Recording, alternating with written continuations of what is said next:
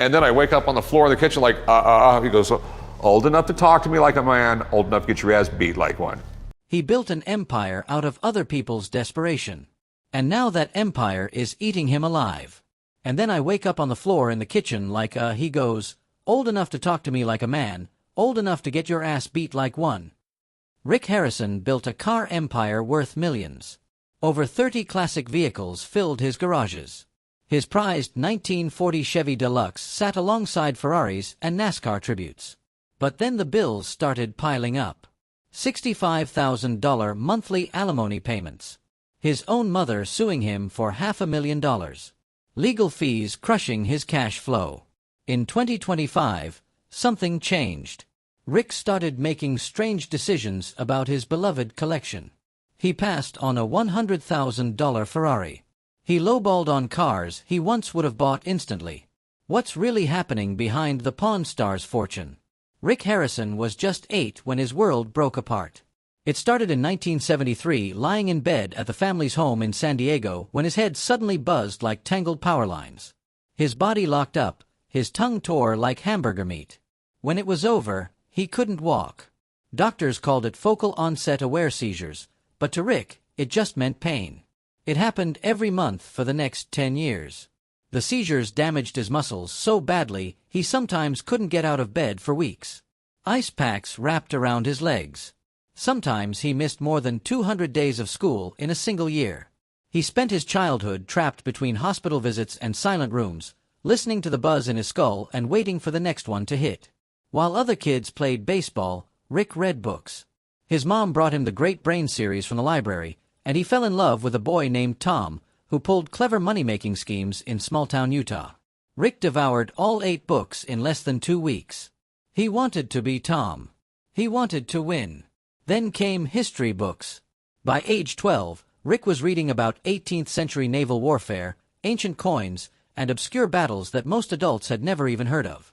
Alone in his room, sweating from seizures, he unknowingly trained his brain for the job he'd become famous for decades later. He could spot details most people missed. He remembered everything. But life outside that bedroom was cruel. At Taft Middle School, the bullying never stopped. Kids mocked him for being different, for missing school, for twitching in his seat or looking pale and strange. He couldn't play sports. He couldn't run. He lived in fear of seizing in front of everyone. So, he kept his head down and studied human behavior instead. Every insult taught him how people think. Every lonely lunch trained him to read faces and see weaknesses, what others called social rejection. Rick turned into survival training. Then everything collapsed. In 1981, when Rick was 16, his family lost everything. His mom, Joanne, had built a strong real estate business in the 70s, but the recession hit hard. Mortgage interest rates exploded to 18%. The housing market died overnight. Rick's dad, Richard, had just left the Navy after 20 years to help with the business. It was the worst timing imaginable. They lost $1 million. They had only $5,000 left in their bank account, barely enough to start over. So, they left California behind. They packed up, drove across the desert, and landed in Las Vegas, hoping the lights would save them. It was a full reset. By then, Rick had already dropped out of 10th grade. School didn't make sense to him anymore. He was making $2,000 a week selling fake Gucci bags out of the San Diego garment district. That's over $7,000 a week today. He was 15. He'd buy knockoff bags for $30 and sell them for $300. When the competition undercut him, he switched to fake jeans. He built a whole underground empire while most teens were still playing arcade games. His dad was furious when he quit school, but he couldn't argue with the money. It lasted nearly 2 years. Then the market dried up and Rick started looking for the next hustle. In 1982, something even bigger happened. His girlfriend Kim got pregnant. Rick was only 17, but then tragedy struck. She had a miscarriage. Most teenage couples wouldn't survive that kind of loss, but Rick and Kim got married anyway. Just months later, she got pregnant again. On April 27, 1983, their son Corey was born. Rick was 18. 2 years later, Adam arrived. But life with 2 babies and no money quickly became too much. In 1985, Kim walked out. She dropped the kids off and never came back. Rick was just 20, now a single father with 2 toddlers and a pile of unpaid bills. He had to pawn his comic book collection just to keep the lights on. Every day was survival. Vegas didn't offer easy answers. Rick sold bootleg VHS tapes on the street. He flipped cars in shady deals. In one stunt, he even used a winch truck to steal a car from a dealership service bay, driving off like he owned it. He got arrested for selling fake designer goods. He ran newspaper route scams. It wasn't pretty, but it kept food on the table. Every hustle sharpened his instincts. Every shady deal taught him how to assess value, spot lies, and read desperation. He was building a skill set without even knowing it. Back in the hospital waiting rooms, Rick started buying antique coins. He was 12 the first time he walked into a shop and picked up a Civil War-era piece. Something clicked. The weight, the patina, the story behind the metal. It all made sense. He bought more. He read everything. He studied how coins were minted, how artifacts aged, how fakes looked under light. His memory was perfect. His obsession with history mixed with real-world hustling created something rare, a kid who could both charm you and outthink you at the same time. That rare mix came from something darker. Rick had lost his sister Sherry when he was just a toddler. She was 6 when she died from health complications. The family never spoke much about it, but Rick felt the loss in the silence that followed. It changed how they all moved through the world. His parents carried the grief with them every day. Rick learned early that life could end without warning. That lesson stayed with him. He didn't trust happiness. He planned for disaster. And that's why when life broke down in 1981, he didn't fall apart. He adapted. He remembered. He rebuilt. In April 1981, Rick Harrison was just 16 when he arrived in Las Vegas with his family, and barely $5,000 left in their name. His father's dreams of a Navy retirement had collapsed, and the desert city became their last hope.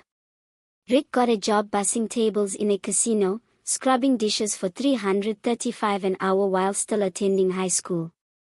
But by night, he was doing something else entirely. He was repossessing cars from people who had stopped paying their loans, driving through dangerous neighborhoods where one wrong move could get him hurt. Some nights he earned more doing that than he did all month cleaning tables. His parents opened a tiny coin shop on Las Vegas Boulevard, just 300 square feet, barely big enough to move around. That's where Rick saw what desperation really looked like. He watched gamblers stumble in and pawn their wedding rings for $20 loans, often at just 13 cents on the dollar. He memorized their faces. He started learning the game, and soon he began selling counterfeit designer bags on the side, pulling in $2,000 a week, far more than school could ever offer. By 10th grade, he dropped out. Vegas was teaching him faster. But Rick wanted more than coins and fake Gucci. He wanted a pawn license. The problem was Las Vegas law only allowed one license per 50,000 people. In 1981, the city wasn't big enough, so Rick waited. Every single week for nearly 2 years, he called the city statistician, asking for the latest population count. It became a joke in City Hall. He didn't care. In 1989, when the population finally hit 250,000, Rick saw his opening. But he wasn't the only one. Other pawn shop owners had paid politicians to block newcomers. The courtroom fights cost Rick and his father $15,000. But one day, the judge started hammering the opposition. Rick knew in that moment he had won. When the call came, he said, "I just hit the lottery," and he meant it. He opened the first 24-hour pawn shop in America at 7113 Las Vegas Boulevard South. The shop wasn't safe, not even close. This was the 1980s and the mafia still had a grip on Vegas. Rick dealt with mob-connected customers who brought in stolen goods hoping to clean the money. He once held a $10,000 Rolex Submariner in his hands knowing it was probably hot and gave the man $500 for it. No questions asked. He learned how to recognize stolen casino chips. He started buying rare mob memorabilia. One day, a loan went bad and the customers came back armed. After that, Rick kept loaded guns behind the counter and hired security. Every deal came with a risk. He lived in that tension every single day. Then came the slot machine. In 1986, a casino was selling off old gear, and Rick spotted a 1930s Watling roller top. The seller claimed it was worth 25 grand. Rick had read every book he could find on antique gambling machines. He realized this one was a rare prototype worth $75,000. He borrowed $50,000 against it, nearly his entire yearly inventory when the shop was only making $250,000. It was a huge gamble. 3 months later, he sold it to a museum for $85,000 and made a $35,000 profit. That deal saved the shop and gave Rick a new reputation. People started bringing him high-end collectibles. That slot machine became the model for how he did business for the next 30 years. At home, Rick's life was no smoother. He married Kim in 1982 when she was pregnant, right after a miscarriage. He was just 17. By 1985, the shop had taken over his life. He worked 16-hour days and the marriage didn't survive. In 1986, he married Tracy after a blind date and blended his 2 sons, Corey and Adam, into a new family. Times were tight. Rick started selling guns through the shop without a federal license. It brought fast money, but also trouble. The ATF began investigating when some of those weapons turned up in violent crimes. He was walking a thin line.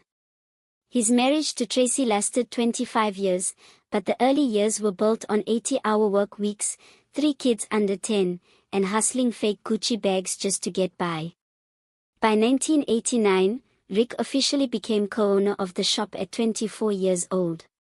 Business grew fast. By 2005, he and his father were lending out $3 million a year and earning $700,000 in interest, but the shop became a magnet for addicts. People pawned Rolexes just to get gas money to drive home. Most never came back. Rick took their jewelry, their cars, sometimes even their homes. The 120-day loan window came and went, and he had no choice but to take what was left. It was brutal, but that's how the business worked. In the 1990s, Rick made another big move. Someone brought in what looked like a Confederate officer's sword from Gettysburg. It had been bought for just $75. Rick knew how to check tang markings, how to tell the difference between a fake and the real thing.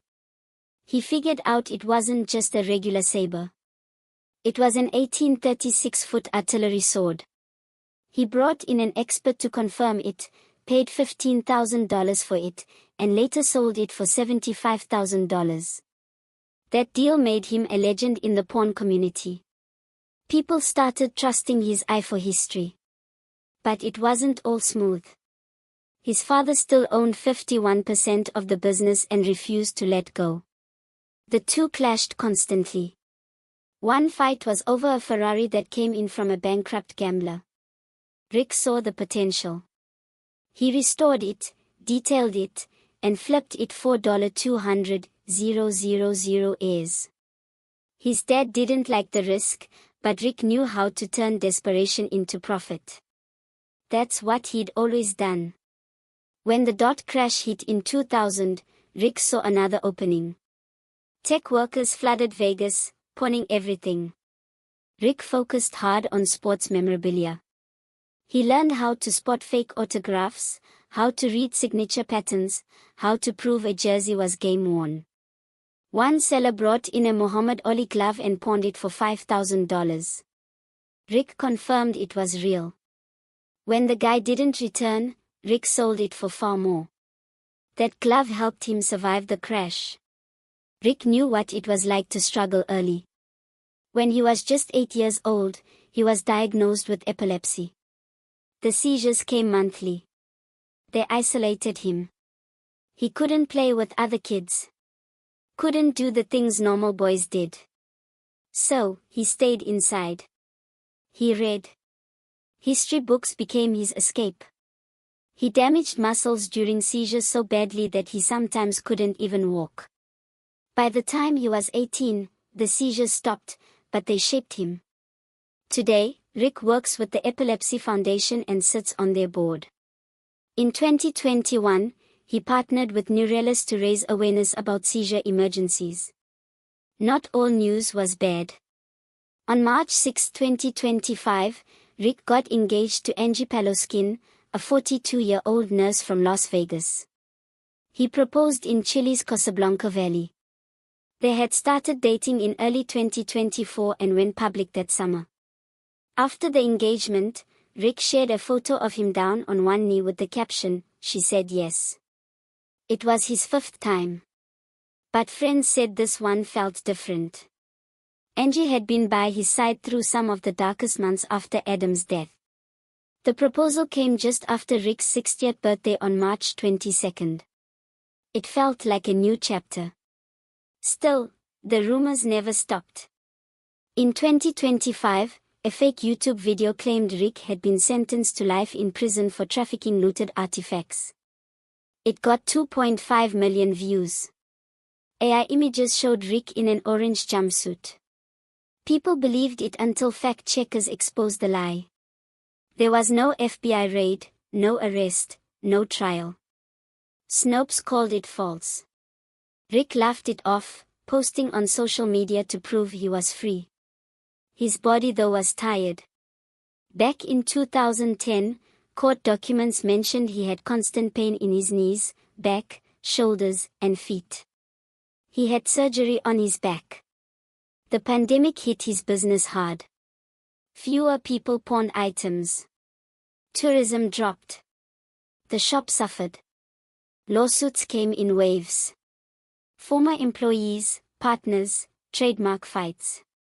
And still, he showed up. As of October 2025, Rick's net worth sits around $12 million.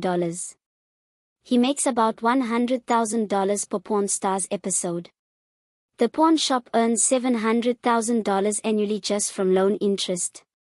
Since February 2025, his Pawn After Dark podcast with Chumley has aired 21 episodes. Big names like Steve Aoki, Bret Michaels, and TJ Lavin have come on. Despite fake stories of bankruptcy, Rick is financially stable. His income flows from TV, the pawn shop, real estate, and the podcast. He still loves cars. His collection has over 30 classics. His favorite is a 1940 Chevy Deluxe. He's not auctioning them off despite rumors.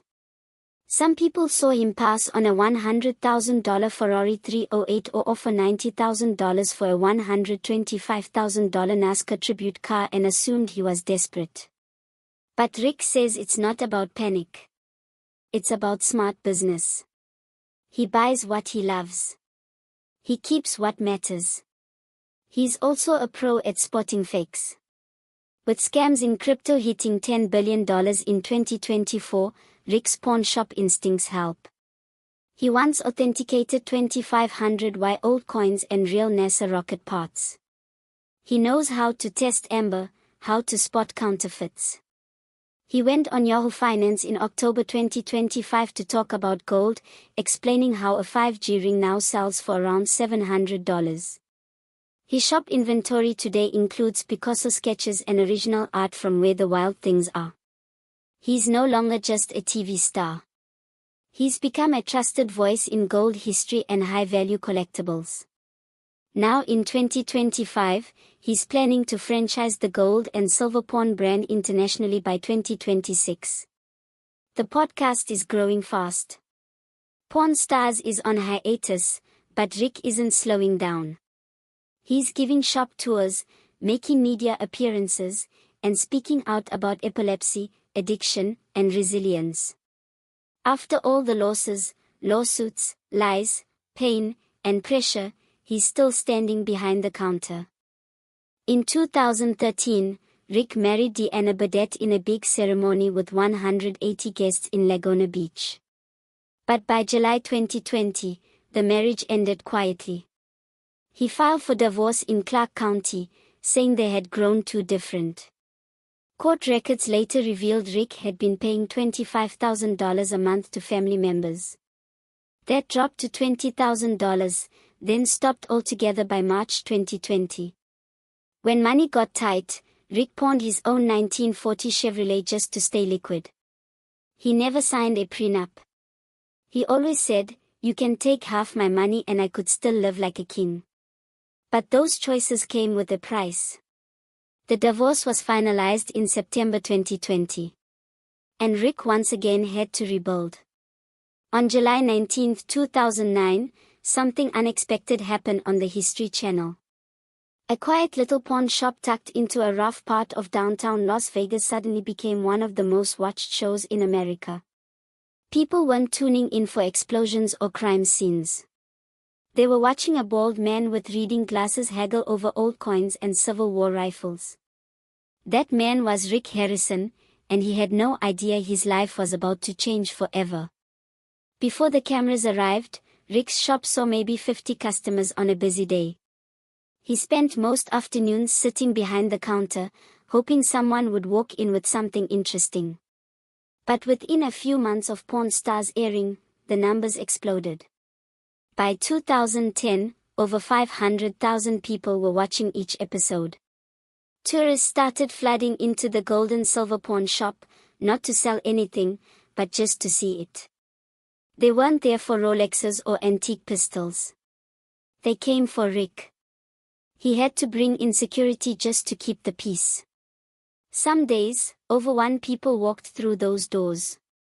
What used to be a struggling business now needed crowd control. Rick didn't plan any of this. He wasn't an actor. But his calm voice, sharp brain, and deep love for history made people trust him. He wasn't flashy. He just knew his stuff. Whether it was a signed Hemingway book or a rusty revolver, Rick could explain where it came from, who made it, and what it was really worth. The show felt real because it was. It didn't have a script. Rick just did what he always did. Buy low, sell high, and make sure no one walked out angry. By 2016, Rick was making $15,000 every time a new episode aired. By 2023, that number climbed as high as $100,000 per episode, depending on contracts. Viewers stuck with the show because it never tried to be something it wasn't.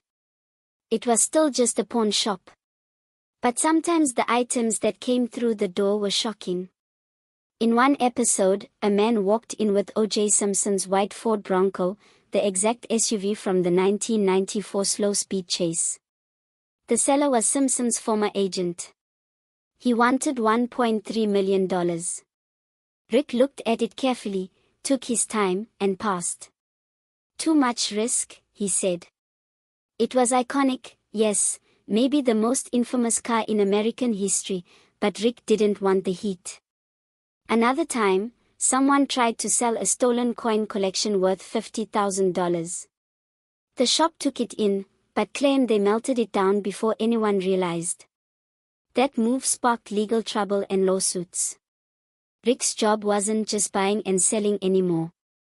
Now it was surviving the spotlight. As the show grew, so did everything around it. Pawn Stars got picked up in over 100 countries. Suddenly, people from Brazil to Belgium knew Rick's face. The royalties added up fast and Rick's net worth hit $9 million. Meanwhile, his son Corey bought a $1 million home in 2013 and sold it for $239 million just 3 years later. The pawn shops surrounding neighborhood boomed. Property prices jumped and fans began traveling across the world just to take selfies outside the building. Pawn Stars wasn't just a show anymore. It was a Las Vegas attraction. But behind the scenes, the family wasn't as solid as they looked on TV. In 2021, everything cracked wide open. Rick's own mother, Joanne Harrison, filed a lawsuit against him. She said that when her husband, Richard "Old Man" Harrison, was in a coma, Rick tricked her into giving up her 51% ownership of the shop. Joanne claimed Rick stopped sending her the $25,000 monthly payments she'd been getting after Old Man's death in 2018. She also said Rick was hiding more than $500,000 in cash and silver her husband had stashed away. In March 2022, she went further and got a temporary restraining order to stop Rick from touching the family assets. At the same time, Rick and Corey weren't getting along either. Tensions flared on set. They disagreed on how to run things. The happy family people saw on screen was slowly unraveling. Rick had written a book in 2011 called License to Pawn. He talked about his wild early years, his deep love for math, and how he built the shop from scratch. He shared stories about the craziest items that ever came through the door. That same white Ford Bronco came up again. The one he turned down for $1.3 million after it had once been offered $500,000. Rick knew its value. He just didn't want that kind of attention. He also talked about the pieces he would never sell. A Patriot Super Bowl ring, 3 Olympic bronze medals, a 1490 samurai sword, and an original Ioma battle plan. For Rick, those weren't just collectibles. They were history. But things got risky in 2015. The IRS came knocking. Rick's merchandise business was booming. They were selling Pawn Stars, mugs, shirts, and even replica items based on the show. But investigators found over $500,000 in silver stashed in a family trust that hadn't been reported. That triggered a full federal audit. Agents froze accounts and took records. History Channel panicked. Their top-rated show was suddenly at risk. Filming nearly stopped. Rick had to hire lawyers and pay heavy fines. He spent months restructuring everything just to keep the doors open. And then in 2018, something happened that reminded people why Rick was still the best at what he did. A man brought in what looked like a NASA rocket engine. The seller said it came from Apollo mission surplus. Rick didn't just nod along. He examined serial numbers, identified stamp codes, and contacted NASA archives. He confirmed it was real. A training engine used to prepare astronauts for lunar missions in the 60s and 70s. Rick bought it for $100,000. A few weeks later, he sold it at an aerospace auction for over $1 million. It was one of the best deals in Pawn Stars history. And Rick did it not with luck, but with skill, patience, and years of study. In 1981, Rick Harrison's parents opened a small pawn shop in Las Vegas called the Gold and Silver Pawn. It was supposed to be a family business. His father, Richard, the man everyone would later call the Old Man, had spent 20 years in the Navy. His mother, Joanne, worked quietly behind the scenes. Rick was still young then, just learning the trade. Over time, the shop grew. Then, in 2009, everything changed. The family stepped into the spotlight when Pawn Stars hit the History Channel. It exploded overnight, pulling in millions of viewers. People loved the banter, the haggling, the old items. They saw laughter, deals, and history lessons. But behind the counters and the cameras, things were starting to break. Not just in business, in the family. By 2018, the Old Man was gone. Richard Harrison died on June 25 after fighting Parkinson's disease for years. He was 77. At his funeral, the flag-draped casket honored his Navy service. He left behind 3 sons, 10 grandchildren, and 5 great-grandchildren. But his will had one shocking line. He wrote that he intentionally and with full knowledge failed to provide for his youngest son, Christopher. No explanation, just silence. The bulk of his $5 million went to Joanne and Rick, but it wouldn't bring peace. In February 2022, Joanne, now 81, sued her own son. She said Rick had tricked her during her weakest moment back in 2000 or 2001 when she was lying in a coma in Valley Hospital's ICU. According to her, while she was fighting for her life, Rick brought her papers she couldn't understand and got her to sign away her 51% ownership of the pawn shop. That wasn't just paperwork. It was the majority share of the empire she and her husband built from scratch. Rick said she was being manipulated by outsiders. But the lawsuit revealed something deeper than just contracts. It was about betrayal. Joanne also claimed Rick had hidden money from her. Before Richard died, he had secretly gathered $500,000 worth of silver and $100,000 in cash. After his death, Joanne inherited his 49% stake in the business. She said Rick never gave her a full picture of the assets. At first, from 2018 to 2020, she received $25,000 per month to cover her expenses. Then Rick dropped it to $20,000. Then in March 2020, as the pandemic began, the money stopped completely. Joanne went to court. A judge issued a restraining order blocking Rick from selling business assets until the case was resolved. At the center of the storm was a mysterious $3 million loan from Nevada State Bank. And just like that, the show's cheerful family image cracked wide open. Rick's own life wasn't getting any easier. His marriages kept collapsing. He'd been married 3 times and divorced 3 times, and he never signed a prenup. That choice cost him more than $10 million in alimony. In a 2025 interview, he said he thought each one would last forever. "You can take half my money," he said, "and I can still live like a king." But the numbers weren't small. He was paying over $65,000 a month just in alimony. His most recent divorce was in 2021, ending a 7-year marriage to Deanna. That split, he said, happened partly because of political arguments about CO-19 vaccines. To keep up with payments, Rick had to sell stocks. Still, he shrugged off the losses, saying money was only his 3rd or 4th favorite thing in the world.